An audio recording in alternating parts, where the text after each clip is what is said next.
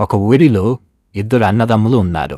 తండ్రి మరణం తరువాత పెద్దవాడు తన భార్య చెప్పుడు మాటలు విని చిన్నవాడిని ఆస్తిలో వాటా ఇవ్వకుండా ఇంటిమించి తరిమి వేస్తాడు. చిన్నవాడు బలహీనుడు కానీ తెగివైనవాడు.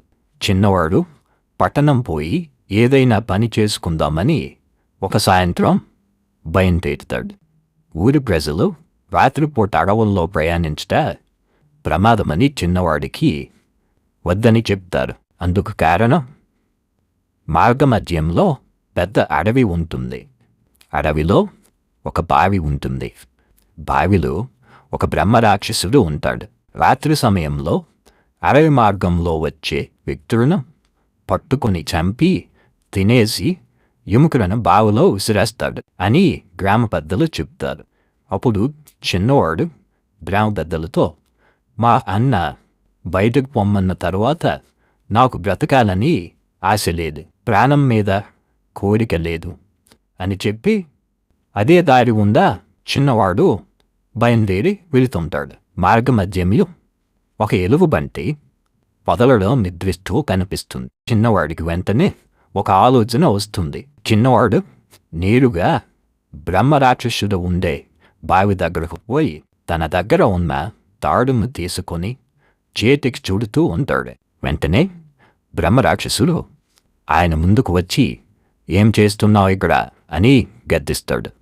చిన్నవాడు ఏమాత్రం భయపడకుండా బ్రహ్మరాక్షసుడితో, నిన్ను ఈ తాళ్లతో బంధించి తీసుకుపోవాలని వచ్చాను అంటాడు. ఆ మాటకు బ్రహ్మరాక్షసుడు, ఇంత బలహీనంగా ఉన్నావు, నువ్వేం నన్ను బంధిస్తావు, నేనే నిన్ను చంపి తినేస్తాం చూడు అంటాడు. అందుకు చిన్నవాడు, సరే నన్ను తినేద్దు గాని ముందు నా తమ్ముడు ఒకడున్నాడు, వాడిని ఓడించి అప్పుడు నన్ను తినేయి అంటాడు. మీ తమ్ముడు ఎక్కడున్నాడని బ్రహ్మరాక్షసుడు అడుగుతాడు. వెంటనే చిన్నవాడు తెలివిగా, అదిగో ఆ పొదలలో నిద్రిస్తున్నాడు, వెళ్ళి ఆయనతో యుద్ధం చేయి అంటాడు. వెంటనే బ్రహ్మరాక్షసుడు ఏమీ ఆలోచించకుండా దూకుడుగా వెళ్ళి పొదలలో ఉన్న ఎలుగుబంటిపై పడతాడు. నిద్రాభంగమైన ఎలుగుబంటి కోపంతో లేచి బ్రహ్మరాక్షసుడికి తన గోళ్లతో వెక్కి వదులుతుంది.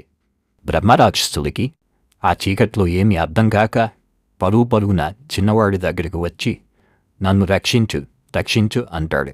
చిన్నవాడు ఏమీ సమాధానం చెప్పక మౌనంగా ఉంటాడు. అప్పుడు బ్రహ్మరాక్షసుడు, నేను చంపిన మనుషుల యొక్క ఆభరణాలు ఈ బావిలో ఉన్నవి, అవి నీకు ఇచ్చేస్తాను, దయచేసి మీ తమ్ముడి నుంచి నన్ను రక్షించు అంటాడు.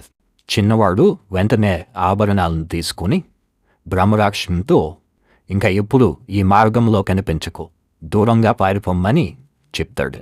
అప్పటి నుండి ఆ గ్రామస్తులకు భూతం తాలూకా బెడద వదిలిపోతుంది. తరువాత చిన్నవాడు పట్టణానికి పోయి ఒక వ్యాపారాన్ని ప్రారంభించి మంచి లాభాలను గడించి పెద్ద స్థాయికి వెళతాడు. తెలివితేటలు సమయస్ఫూర్తి ఉంటే మనిషి ఏదైనా సాధించవచ్చు.